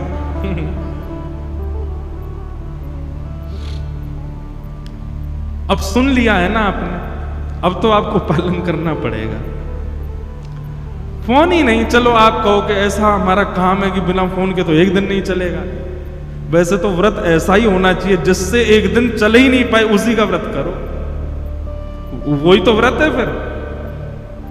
लेकिन फिर भी कुछ न कुछ नियम ऐसे बनाओ। केवल जीव की क्यों होती है एकादशी? ये 10 इंद्रियां हैं, 10 में से चुनिए और हर एक की एकादशी करवाओ। आंखों की भी, कानों की भी, जीव की भी, त्वचा की भी, हाथ की भी, पैर की भी, अपनी गुप्त इंद्रियों की भी एकादशी। एकादशी ठाकुर जी उस दिन आंख खोल करके देखते हैं ठाकुर जी कौन कौन मुझे याद कर रहा है, इसलिए एकादशी व्रत करो, कंठी माला पहनो, तुलसी व्रत करो और नाम जप करो। 3 व्रत धारण करो। इस प्रकार एकादशी व्रत की बात बताई गई। और अब यहां से प्रारंभ होता है रास पंचाध्याय, रास की कथा। बहुत सावधानी से सब लोग प्रसन्न मुद्रा में विराजिएगा। अच्छा, हमारी किसी ने कथा सुनी हो, हमने एक बात बताई है कथा में कि जब रास विहार होता है ना, तो किशोरी जी की जो नृत्य की मुद्रा है ना, किशोरी जी जब नृत्य करती हैं तो उनकी ऐसे भुजा रहती है। किशोरी जी उर्ध बाहु होकर के नृत्य करती हैं और ठाकुर जी ऐसे ही नृत्य करते हैं। यही इनका स्वरूप है, नाचने का यही तरीका है ठाकुर जी का। इसीलिए रास विहार करते करते किशोरी जी ऐसे नाच रही थी, ठाकुर जी ऐसे नाच रहे थे। जब दोनों समीप होके एक हुए तो बाम अंग में श्री जी और दाहिने अंग में ठाकुर जी प्रकट हो गए, श्रीनाथ जी। वही है हमारे श्रीनाथ जी। ये श्रीनाथ जी जो है ये अलग नहीं है, किशोरी जी और ठाकुर जी का मिलित स्वरूप है। ये बाम अंग जो है ये किशोरी जी हैं। इस प्रकार से बुझाए ठाकुर। कल हमारे लाल जी आए थे, उनका बाम अंग जो है, मेरे को कई लोग कहते हैं लाल जी के साथ में लाडली जी को भी रखो महाराज। मैंने कि तुमको दिख नहीं रही है, लाडली जी हैं। ये लाडली जी तो है, आधी जो है, आधी नहीं कहेंगे। एक रसिक उसका एक और भाव बताते हैं कि श्रीनाथ जी का जो स्वरूप है वो कैसा है। किशोरी जी ऐसे हैं और श्री श्याम सुंदर ऐसे हैं। तो ये हिस्सा और ये हिस्सा दोनों एक हुए, तब श्रीनाथ जी का रूप प्रकट हुआ। एक दूसरे को सन्मुख खड़े हैं, तब श्री जी बाबा प्रकट हुए। बाम अंग जो है वो किशोरी जी। तो ऐसे रास बिहार की कथा में आइए हम लोग प्रवेश करते हैं। हो जग पालन हार जग तारण हार, वे ही हमारे श्रीनाथ जी हैं। जग पालन हार जग तारण हार, वे ही हमारे श्रीनाथ जी हैं। आप सबको निमंत्रण दे दें। प्यारे गिरधर लाल जी कल आए थे। श्री गिरधर लाल जी का जन्मदिन होता है, जन्मोत्सव होता है मकर संक्रांति। और मकर संक्रांति अधिकतर जनवरी की 14 या 15 तारीख को ही आती है। तो 11 से लेकर के 17 जनवरी हर वर्ष का फिक्स है श्री गिरधर लाल जी का जन्मोत्सव। 7 दिन का होता है उत्सव, अलग अलग जगह होता है। इस बार श्री द्वारिका धाम में था 11 से 17 जनवरी। उससे पहले श्री अयोध्या जी में था 11 से 17 जनवरी। उससे पूर्व जगन्नाथपुरी में होना था पर कोविड की वजह से वृंदावन में हुआ। और उससे पहले पंढरपुर में होना था। और यही रुक्मणी विठल भक्त निवास यही पूरा बुक करके गए थे। इसी के सामने एक मैदान है, वहां पर ठाकुर जी का उत्सव होना था, पर कोविड की वजह से पंढरपुर का उत्सव भी वृंदावन में ही हुआ। तो इस प्रकार ठाकुर जी के हर वर्ष उत्सव होते हैं। अगला उत्सव जो है मतलब 2025 में 11 से 17 जनवरी ठाकुर जी का श्री गिरधरलाल जी का उत्सव है नाथ द्वार में, श्रीनाथ जी में। हमारे बहुत सारे वैष्णव जो यहाँ बैठे हैं, सबसे हमारी प्रार्थना, सब लोग जरूर श्रीनाथ द्वारा आइएगा। नाथ द्वारा में हमारे श्री गिरधरलाल जी का उत्सव होगा। बहुत आनंद आता है उत्सव में। हमको लोग बाग कहते हैं जब कुछ आप भी नृत्य करो। मैंने कहा मैं 7 ही दिन नाचता हूँ पूरे साल भर में, वो हमारे लाल जी के उत्सव में खूब नृत्य करते हैं। उसमें सुबह कथा होती है। कथा का कोई क्रम नहीं होता, स्वच्छंद कथा चलती है, जो मन करे उस विषय पर भाव चलता है, उसका आनंद ही अलग होता है। और फिर उसके बाद दोपहर में सब लोग प्रसाद पा के आराम करो। रात्रि में ठाकुर जी सवारी करके आते हैं और फिर उत्सव ठाकुर जी के नए नए उत्सव होते हैं। नए नए कलाकार आते हैं, आकर के ठाकुर जी का मंगल भाव सुनाते हैं। ऐसा उत्सव रहता है। 11 से 17 जनवरी सब लोग आना नाथ द्वारा। आपने बुलाया तो हम पंढरपुर आए, अब हम बुला रहे हैं आप नाथ द्वारा आना श्री गिरधरलाल जी के उत्सव में। आइए रास पंचाध्यायी में सब प्रवेश करना। अब बंधुओं ज्ञान वैराग्य आदि सब बाहर कर दो, अब तो केवल प्रेम की चर्चा है। इस विषय पर संशय उत्पन्न नहीं होना चाहिए कि ये कैसी लीला, इसलिए बहुत ध्यान पूर्वक सुनिएगा। भगवान पिता रात्रि शरदोत्फुल्ल मल्लिका विक्षरन्तुं मनश्चक्रे योग मायामुपाश्रिता।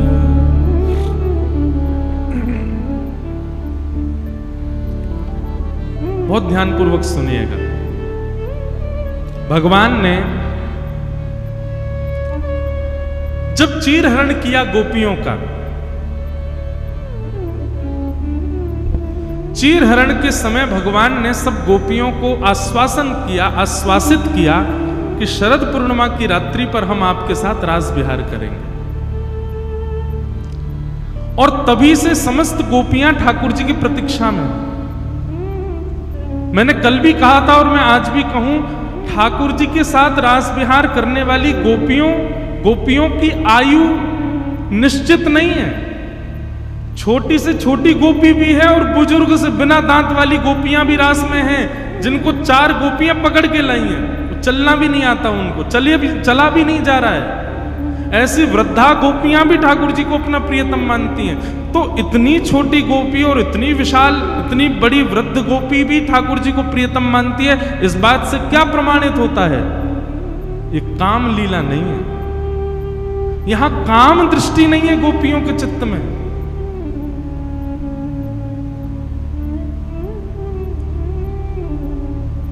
ठाकुर जी का स्वरूप बड़े से बड़े बुजुर्ग हो, छोटे से छोटे, सबको प्रिय लगता है, क्योंकि ठाकुर जी काम मर्दन ठाकुर हैं। वो काम को टिकने नहीं देते, उनके प्रति भाव वैसा प्रकट ही नहीं हो सकता। वो स्वच्छंद प्रेम है, और स्वच्छंद प्रेम का ये प्रतीक होता है कि वो काम विहीन होता है।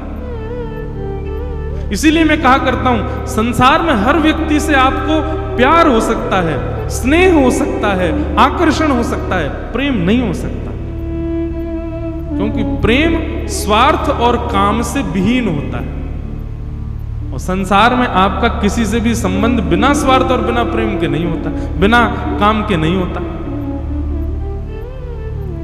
हर किसी का हर किसी से स्वार्थ है।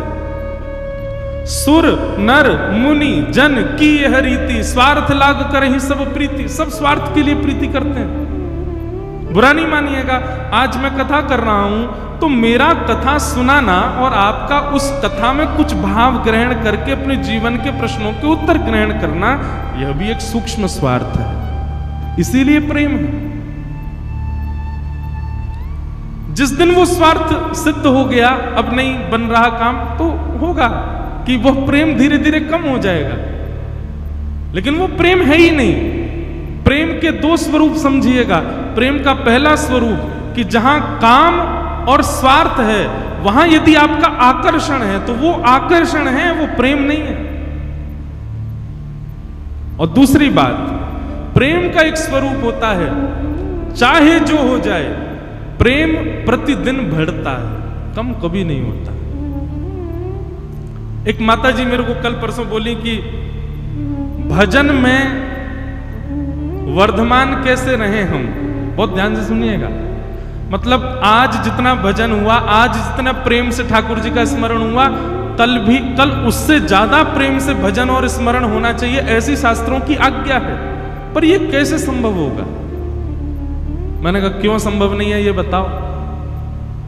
बोले घर के इतने वो रहते हैं, कलेश रहते हैं, जे रहते हैं, वो रहते हैं। तो एक उत्तर मन में आया, व्यक्ति ऑफिस जाता है, स्कूल जाता है, कॉलेज जाता है, एग्जामिनेशन में जाता है या कहीं भी जाता है, और उस समय वो वहां जाकर के अपने घर की पीड़ा अगर बताने लग जाए तो सामने वाला क्या कहेगा? ये घर की बात घर छोड़ के आओ, तुम स्कूल में हो, यहां घर को क्यों लेके आए? ऑफिस में जाके कहे बॉस मैं आज लेट हो गया, मेरे घर में ऐसे ऐसे। बॉस कहेगा घर की बात मैं क्यों जानूं, मैंने तुमको समय दिया है, सैलरी दे रहा हूं, अपने समय से आओ, घर की चीजें यहां लेकर के मत आओ। कॉलेज में भी यही होगा, एग्जामिनेशन में भी यही होगा। एग्जाम में आप फेल कर दिए जाओगे, अब आप भले ही 100 रीजन बता दो कि घर में ऐसा ऐसा था, वहां नहीं सुनेंगे आपकी। फिर भगवान के भजन में हम घर को क्यों लाते हैं? मेरी पति से बन नहीं रही, बच्चे मेरी सुन नहीं रहे, पत्नी से मेरी लड़ाई हो गई, नाथ में आपका भजन कैसे करूं? ठाकुर जी कहते दारी के सब जगह घर को ना लेके जावे, यहां तो घर दिख रहा है, घर में कलेश चल रहे हैं, उस कारण तुम मेरा भजन नहीं कर रहे। जब तुम कहीं घर को नहीं लेके जाते तो फिर भजन में क्यों घर आ जाता है?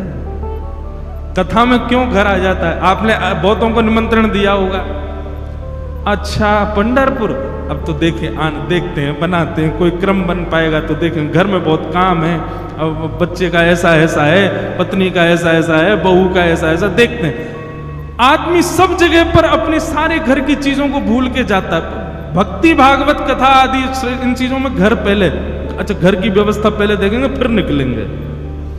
ठाकुर जी कहते हैं सब जगह तुम्हारी जो है घर नहीं जाता, मेरे भजन में घर अड़ंगा डालता है। ये घर घर घर जहां रुकावट, यही तो संसार है। और ये संसार जब तक अड़ंगा डालेगा तब तक ठाकुर जी का भजन नहीं बन सकता। बल्कि होना क्या चाहिए, आपके जीवन में चाहे जो हुआ हो। अब देखो हमारी बात सुनो, सब लोग ध्यान से देखो, इधर देखो, इधर देखो, ध्यान सुनो।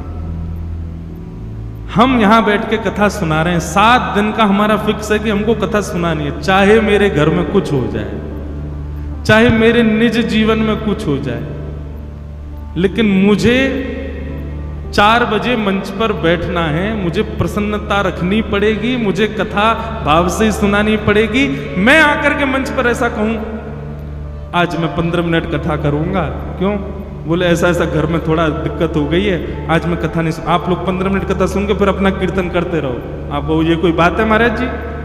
जब मुझे अलाउ नहीं है 4 घंटे से पहले अपनी बात कथा रोकने का या घर के किसी कारण से बीच से उठ के जाने का, तो फिर आपको क्यों अलाउ है अपने घर के कारण भजन छोड़ने का? जब मुझे कथा छोड़ने का अधिकार नहीं है, चाहे जो हो जाए। अरे महाराज 103 डिग्री सेल्सियस बुखार में भी कथा करने जाना पड़ता है। वहां पर ये नहीं कह सकते हमारे पंडित जी आज कथा सुना देंगे, हो ही नहीं सकता महाराज, जाना ही पड़ेगा। चाहे 5 दवाई लेके जाओ, चाहे ड्रिप चढ़वा के, चाहे बोतल टांग के कथा करो, लेकिन करनी हमको ही पड़ेगी। तो जब मुझे अवकाश नहीं है, हमको अवकाश नहीं, तो आपको क्यों? जब हम अपनी निज बात, निज घर अपनी कथा में नहीं ला रहे, तो फिर आप क्यों? ये तो एक उदाहरण दिया, पर हर जगह भक्ति में देखो, हम अपने निज कारणों से भक्ति का त्याग कर देते हैं। ठाकुर जी को कितना बुरा लगता होगा। भगवान कहते हैं हाँ, जैसे मुझ पे तो तेरे लिए ही समय रखा है, मैं तो तेरे लिए ही, मुझ पे तो कोई काम ही नहीं है, लेकिन फिर भी ठाकुर जी खड़े हैं, आओ मेरे दर्शन करो, आओ मैं तुम्हारे लिए सहज हूं।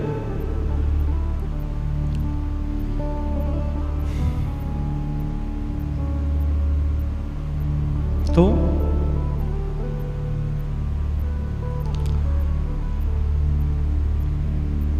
पता नहीं किस विषय को लेके मैंने शुरू किया था ये भाव, मैं तो भूल गया। हाँ, किसी को याद है? रास? वो तो मुझे भी पता है, पर ये अवकाश वाली बात क्यों शुरू करी थी पता नहीं, छोड़ो, आएगी, याद आ जाएगी। तो भगवान ने गोपियों को कहा कि हम शरद पूर्णिमा की रात्रि पर आपसे मिलेंगे। गोपियों को कहा शरद पूर्णिमा की रात्रि पर आप सब आना, हम आपसे मिलेंगे। चीर हरण करने के पश्चात अब गोपियां हर दिन प्रतीक्षा करती हैं कि श्याम सुंदर कब मिलेंगे, कब मिलेंगे, कब मिलेंगे। और तभी शरद पूर्णिमा का दिन आया। गोपियां सब अपने अपने गृह कार्य में लगी हैं, कोई दूध काट रही है, कोई पति को भोजन करा रही है, सब बहुत इंपॉर्टेंट काम कर रही हैं। यहां पर जो घर के लिए बहुत जरूरी है, सारे काम गोपियां कर रही हैं इस वक्त। लेकिन कार्य करते करते मन में क्या सोच रही हैं? आज तो पूर्णिमा है, आज तो वही दिन है जिस दिन प्रियतम ने हमको आश्वासन दिया था कि वो हमसे मिलने आएंगे। हां, प्रेम पर चर्चा हो रही थी। बताओ यार, सुनते नहीं आप लोग? प्रेम पर बात कर रहे थे हम, उसमें हम ये कह रहे थे कि प्रेम जो है 2 कंडीशंस में नहीं होता, एक तो काम और एक स्वार्थ। और प्रेम का ये स्वरूप बताया था कि प्रेम जो है वो प्रतिदिन बढ़ता है। आज जितना आपसे मेरा स्नेह है, संसार में कैसा है पता है? अब जैसे कई लोग हैं, हमारी कथा सुनते हैं, कथा सुनकर उनको प्रेम हो जाता है, अब महाराज जी से मिलने जाना, महाराज जी से मिलके आएंगे। आप जिस दिन आते हैं उस दिन आपका प्रेम जितना होगा ना, अगले दिन फिर मिलोगे पहले से 1 पॉइंट कम होगा, फिर उसके अगले दिन मिलोगे 2 पॉइंट और कम होगा, तीसरे दिन मिलोगे 3-4 पॉइंट और कम होगा। प्रतिदिन प्रेम, क्योंकि संसार में है। लेकिन जब वही प्रेम ठाकुर जी के प्रति हो, श्री राधा रमन लाल के प्रति हो, राधा वल्लभ जी के प्रति हो, ठाकुर जी के प्रति हो, या संसार में किसी के भी प्रति यदि वह प्रेम बढ़ रहा है, तो इसका मतलब यह है कि आप स्वार्थी और कामी नहीं हो, तभी आपका प्रेम बढ़ रहा है। गुरु के प्रति भी यदि प्रेम कम हो रहा है, तो कहीं ना कहीं किंचित स्वार्थ आपके चित्त में तो है, तभी आपका प्रेम कम हो रहा है। तो मैं बता रहा था, एक माता जी ने मुझसे पूछा कि भजन कैसे हमारा बढ़े। बढ़ नहीं रहा है तो इसका मतलब अभी आप ठाकुर जी से कोई स्वार्थ मान के बैठे हो, ठाकुर जी से कोई कामना है आपकी, इसलिए भजन में रुचि नहीं बढ़ रही, भजन आपका बढ़ नहीं रहा। उस स्वार्थ को, उस कामना को नष्ट करो, भजन बढ़ने लगेगा। कोई कामना नहीं, कोई स्वार्थ नहीं। लोग पूछते हैं हमारा भजन में मन कैसे लगे? मन नहीं लगने का ये कारण है कि कहीं ना कहीं आपने कोई स्वार्थ रखा है ठाकुर जी से। ढूंढो उसको, क्या स्वार्थ है। अच्छे जीवन का स्वार्थ हो सकता है कि नाथ मैं इसलिए भजन कर रहा हूं मेरा जीवन अच्छा बना देना, इजी लाइफ, मेरी लाइफ बहुत फ्लेक्सिबल हो जाए इसलिए भजन कर रहे हो क्या, मेरे काम बन जाए इसलिए भजन करो। ये सारी कामनाएं, इन सबको नष्ट करो। भजन का केवल एक कारण हो कि नाथ आप मुझसे रीझे रहो और मैं आपका प्रिय बना रहूं, बस। बाकी दुनिया में कितने भी लोग मेरे दुश्मन हो जाएं, कितने भी लोगों का मैं अप्रिय हो जाऊं, कितने भी लोग मुझसे संबंध तोड़ दें, और तो रूठें भले रूठें पर तुम जन रूठो मालाधारी। हे मालाधारी, आप मुझसे कभी रूठना मत, इसलिए भजन कर रहा हूं मैं। आप राजी रहो, आप प्रसन्न रहो। सीढ़ी उतरते उतरते कभी फिसल जाओ, गिर गए, हाय राम कमर तोड़ दी। फिर हम लोग मन में क्या सोचते हैं, आज सुबह सुबह किसका मुंह देखा था जो इतना बुरा दिन जा रहा है। ठाकुर जी को कोसते हैं, इतना बुरा दिन क्यों निकाल रहे हो हमारा। नहीं, वैष्णव का स्वभाव कैसा होगा, गिर गया सीढ़ी से, कमर में लग गई तो ठाकुर जी से ये प्रार्थना, ओहो ठाकुर जी आपको शायद मुझे लुढ़काने में आनंद आना था इसलिए लुढ़का दिया, ठीक है आप खुश हो ना, मैं लुढ़क गया, ठीक है खुश रहो, प्रसन्न रहो, राजी रहो। हॉस्पिटलाइज्ड हो गए, ड्रिप ड्रिप चढ़, ओहो ठाकुर जी आप चाह रहे थे कुछ दिन में आपकी सेवा नहीं करूं, कोई और करे, इसलिए मुझे हॉस्पिटल भेज दिया। हॉस्पिटल काहे को भेज दिया, इससे बढ़िया कहीं तीर्थ में भेज देते। ऐसी विचारधारा देने वाली हर वस्तु ठाकुर जी के द्वारा जो आपको मिली है उसमें एक सद्भाव हो, ठाकुर जी की प्रसन्नता, ठाकुर जी की राजी विद्यमान हो। निस्वार्थ निष्काम भाव से जब आप भजोगे, भजन आपका बढ़ेगा, कीर्तन आपका बढ़ेगा। अगर वो कम हो रहा है तो इसका मतलब कोई ना कोई स्वार्थ तो है।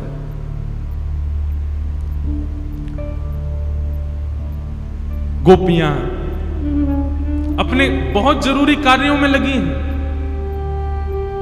लेकिन तभी शरद पूर्णिमा का चंद्रमा उदित हुआ और जैसे ही गोपियों को वो चंद्रमा दिखाई दिया, गोपियां व्याकुल हो गई। ये तो वही तिथि है, ये तो वही दिन है जिस दिन श्याम सुंदर को हमसे मिलना है। लेकिन फिर भी गोपियां जा नहीं रही हैं ठाकुर जी के पास। क्यों? एक बार और कन्हैया बस बुला ले हमें, कोई संकेत कर दे कि वो हमारी प्रतीक्षा, हम अभी भाग चलेंगे। ठाकुर जी को ये बात पता चली कि गोपियां मानिनी बन के बैठी हैं, सोच रही हैं एक बार और निमंत्रण भेजूं। तुरंत वन में जाकर के कदम्ब वृक्ष के नीचे बैठ करके ठाकुर जी ने अपने वेणु को अपने अधर पर धारण करके कोमल उंगलियों से उसके छिद्रों को आच्छादित करते हुए जैसे ही भाव पिरोए वंशी बजने लगी वृंदावन में। बंधुओं, एक बात बताऊं, बहुत काम की बात।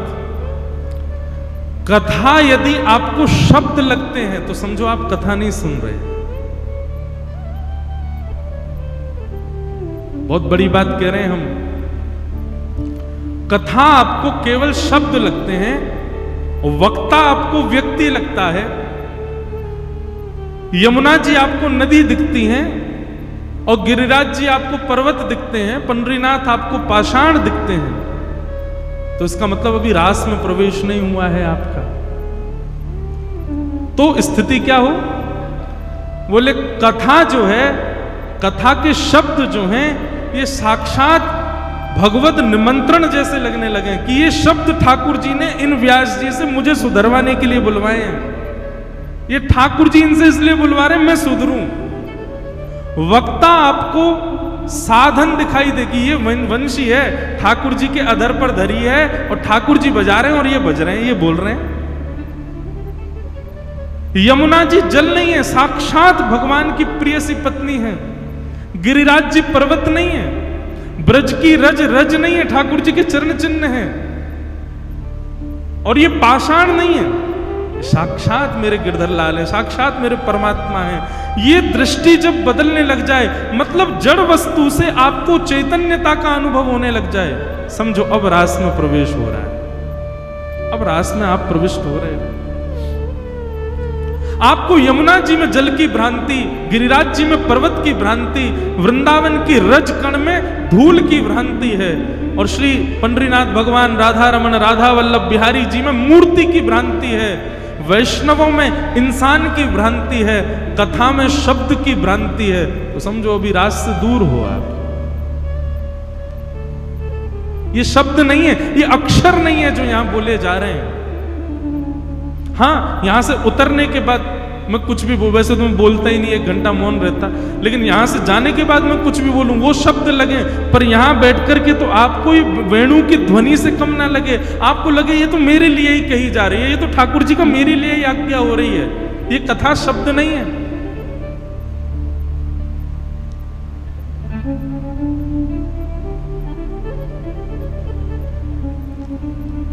वेणु जैसी बजी, अब कृष्ण प्रेम जिनके चित्त में नहीं था उनको तो लग रहा है कि कन्हैया बंसी बजा रहा है, लेकिन जिनके भी चित्त में कृष्ण प्रेम है उन सबको ध्वनि सुनाई नहीं दे रही है, उन सबके कानों में ध्वनि जाकर के मानो कह रही हो, अरे गोपी जल्दी चल, तेरा इंतजार कर रहा हूं मैं।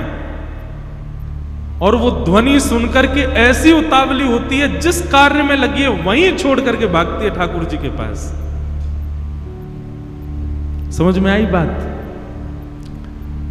कथा सुनकर के वापस घर जाने की इच्छा हो गई तो समझो अभी आपने कथा सुनी, लेकिन कथा सुनकर के वृंदावन भाज गए तो समझो कि नहीं नहीं, ठाकुर जी की वंशी सुनी है, ठाकुर जी का वेणु रव सुना है, आपने शब्द नहीं सुना है, आपने ठाकुर जी की भाव सुन लिया।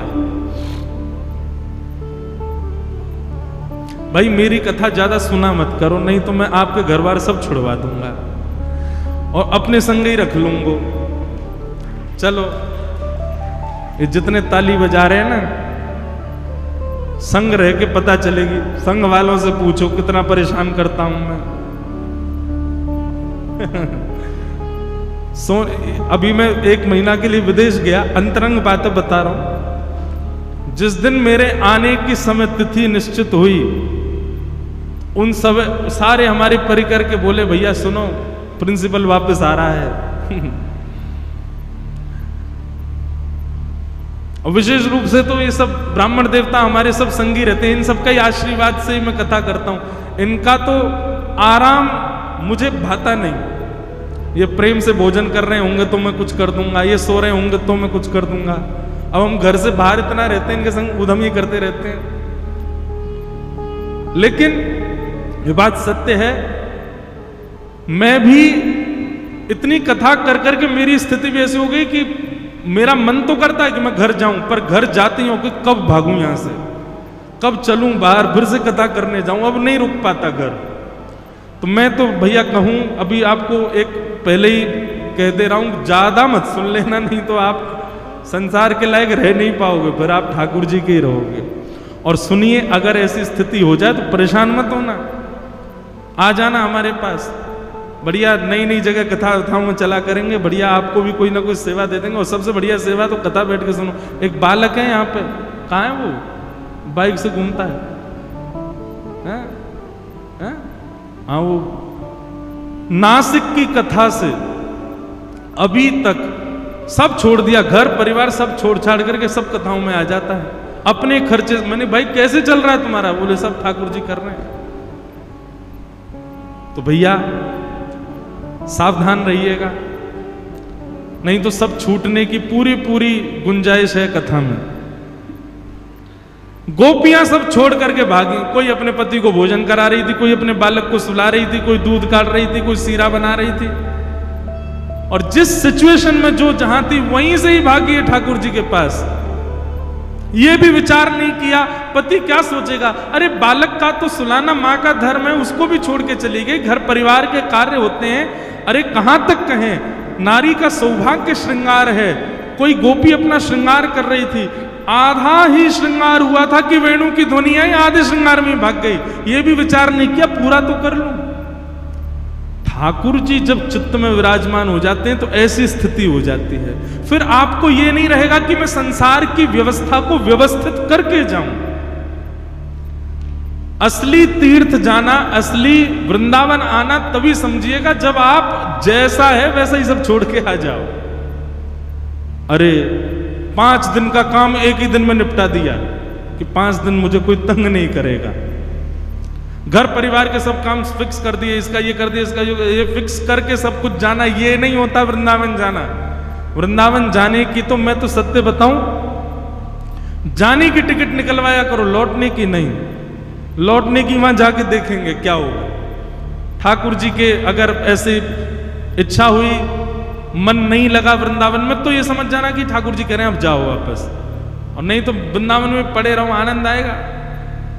सब कुछ समेट करके जाना ठाकुर जी के पास, ये ठाकुर जी के पास जाना नहीं होता।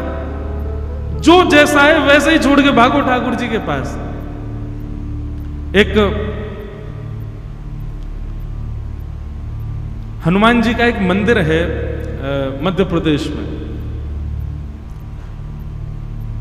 एक व्यक्ति की हनुमान जी में बड़ी निष्ठा,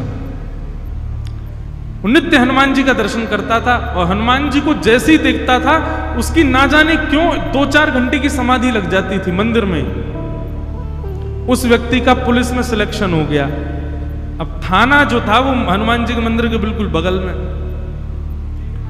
थाना जाने से पहले कौन बोल रहा भैया वो शांत हो जाए, और थाना जाने से पहले हनुमान जी को प्रणाम कर दो। हनुमान जी को प्रणाम करते ही आधा दिन तो वहीं बैठा रहता, तो आधा दिन बाद जाता तो फिर इंस्पेक्टर डांटते उसको, ए भाई ये तू गलत करता है, आधा दिन तुम पूरा कान निकाल के आते। बोले मैं रहता तो यही हूं, पर मेरी हनुमान जी को देख के समाधि लग जाती है। सब लोगों ने खूब डांटा फटकारा, बड़े अफसरों ने कह दिया कल से तूने ऐसा किया तो हम तुझे नौकरी से निकाल देंगे। उसने कहा ठीक है, कल मैं हनुमान जी को देखूंगा ही नहीं, मैं ऐसे ही आ जाऊंगा। अब वो जैसे ही अपने स्टेशन पर जा रहा था, पुलिस स्टेशन, तो बगल में हनुमान जी हैं। अब बेचारे ने खूब आंख बचाने की कोशिश करी, नहीं देखूं नहीं देखूं नहीं देखूं, पर दृष्टि उसकी चली गई। और जैसी दृष्टि गई, अब उसने कुछ विचार नहीं किया क्या होगा मेरी नौकरी आदि का, वहीं छोड़ के अपना साधन और भीतर जाके हनुमान जी के पास बैठ गया, रोने लगा। बोले नाथ मेरा संसार तो छूट ही रहा है, आपका इतना भजन करता हूं मैं, पता नहीं क्यों आपको देखते ही मेरी समाधि लगती है, पर मेरा घर बार कैसे चलेगा नाथ। अब संसार में भेजा है तो घर बार चलाने के लिए भी तो भेजा है ना आपने, वो कैसे सब होगा। बैठा रहा, और दिन तो 4 घंटा बैठता था, आज 8 घंटा बैठा रहा हनुमान जी के सामने। 8 घंटा बाद उसको लगा अब नौकरी तो मेरी चली गई, आज तो मैं निकल जाऊंगा। शाम हो गई थी, मंदिर से बाहर निकल, सत्य घटना है ये, वो हनुमान जी का मंदिर प्रसिद्ध है।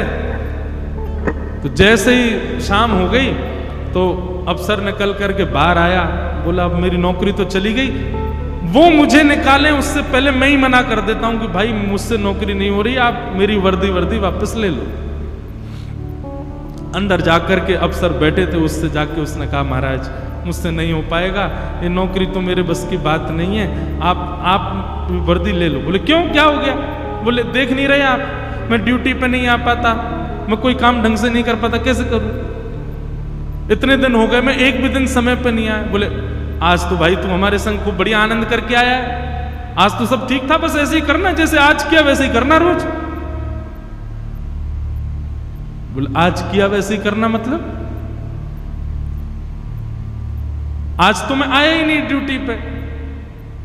बोले तुम पागल हो गए हो, कुछ खा पी के आ गए हो क्या, क्या बोल रहे हो आए नहीं।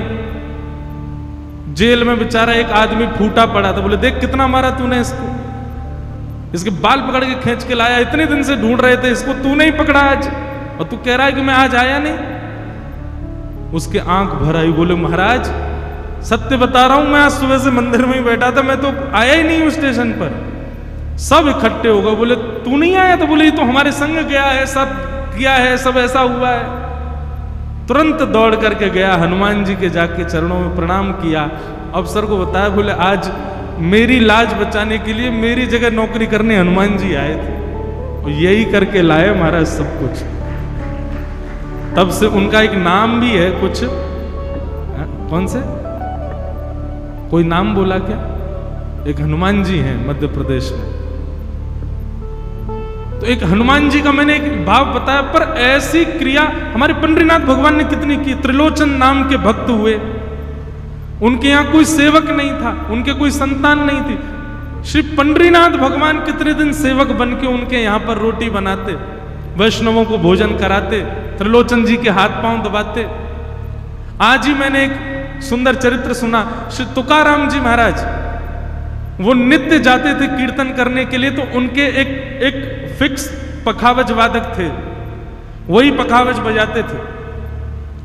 लेकिन आज पुणे के पास में कहीं पर कीर्तन होना था और पखावज वादक जो था उसको बुखार आ गया, तो तुकाराम जी महाराज बोले थोड़ी देर प्रतीक्षा करते हैं, आ जाए तो अच्छा, नहीं तो फिर देखेंगे, किसी और को बैठा लेंगे।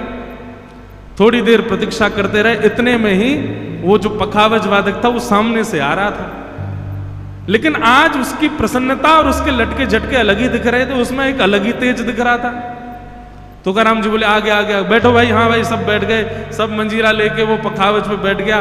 तुकाराम जी ने कीर्तन गाया, महाराज ऐसे ऐसे ठेके बजाए उसने। तुकाराम जी बार बार कहें भाई आज तो इसने जीवन भर की सारी कला दिखा दी। तुकाराम जी का कीर्तन पूर्ण हुआ, वो इतना प्रसन्न, तुकाराम जी इतने आनंदित उससे। तो नियम है कि कीर्तन पूर्ण होने पर सब लोग प्रणाम करते हैं कीर्तनकार को। सबसे पहले पखावज वादक प्रणाम करने आता है, वो उठ करके पखावज रख के जैसे ही प्रणाम करने आए तो तुकाराम जी का स्वभाव था वो ऐसे पीठ थपथपाते थे। आज तुकाराम जी ने बहुत जोर से थपथपा दी, जोर से उसको ऐसे शाबाशी प्रदान की। वो सीधा प्रणाम करके मंच से ही चला गया। सब लोगों को लगा कहीं ऐसा तो नहीं बुरा मान गया, तुकाराम जी ने जोर से हाथ धर दिया तो बुरा मान के चला गया हो। श्री तुकाराम जी के एक वैष्णव भक्त हो गए थे, एक परम विद्वान, रामेश्वर नाम था उनका। उनको ये बात थोड़ी अटपटी लगी, बोले कि ये प्रणाम कर दे चला गया। तुरंत उसको ढूंढने लगे, कहीं मिला नहीं। बोले भाई बहुत बुरा मान गया, इसके घर जाके मना के लाओ। तो रामेश्वर जी उसके घर गए, पत्नी ने गेट खोला तो बोले कहाँ है तुम्हारा पति, ऐसे कीर्तन से उठ के आ गया बुरा मान के। बोले नहीं, आज तो सुबह से बुखार में पड़े हैं, वो तो आज कीर्तन में गए ही नहीं। बोले काय को झूठ बोलते हो, लब दिखाओ कहाँ है। भीतर जाके देखा तो महाराज वो तो कांप रहा था, पूरा ऊपर ओढ़ करके रजाई पड़ा था। जाके बोला ये नाटक करता है, इतना बुरा मानता है बात का। अरे तुकाराम जी तुझसे इतना प्रेम करते, रोज तेरे को आशीर्वाद देते, आज इतना बुरा मान गया तू। वो बेचारा रजाई उठाई उसने तो उसके तो पूरा मुंह लाल पड़ रहा था, पसीना आ रहे थे, वो तो भयंकर ज्वर में था। उसने कहा नहीं भगवान मैं तो आज आया ही नहीं हूं, मेरी तो स्थिति आप देखो, चल फिर भी नहीं पा रहा, खड़ा हुआ तो गिरने लगा। रामेश्वर जी बोले तुम कीर्तन में नहीं आए थे? बोले नहीं, आज तो मैं आया ही नहीं हूं भगवान, मैं ऐसे झूठ नहीं बोल रहा हूं, मैं सच में नहीं आया था आज। तुरंत उसको अपनी गोद में उठाया, लेकर के तुकाराम जी के पास गए। सब आश्चर्यचकित, बोले ये तो अभी पखावज बजा के गया, ये इसकी हालत क्या हो गई? बोले हालत इसकी अभी नहीं, ये सुबह से ऐसी अवस्था में घर पर है। बोले तो फिर पखावज कौन बजा के गया? तुकाराम जी के नेत्र सजल हो गए, बोले आज मेरे पंडरीनाथ आए थे पखावज बजाने। और मन में थोड़ा सा क्षोभ होने लगा, क्यों? 4 पीढ़ियों से मेरे पूर्वज सब कीर्तन करके श्री ठाकुर जी को प्रणाम करते हैं, पर आज मेरे कीर्तन में ठाकुर जी मुझको प्रणाम करने और मैं ऐसे थपथपी दे रहा था उनको। नेत्र सजल हो गए। ठाकुर जी कितने अधीन है अपने भक्तों के। तुकाराम जी महाराज कीर्तन में पखावज बजाई ठाकुर जी ने, नामदेव जी के कीर्तन में नृत्य किया ठाकुर जी ने, श्री पंडरीनाथ भगवान ने, श्री त्रिलोचन दास जी के यहां पर सेवक बनकर के कितने वर्षों तक सेवा की त्रिलोचन जी की। अरे केवल रोटी सब्जी नहीं बनाते थे, हाथ पांव भी दबाते थे त्रिलोचन जी के।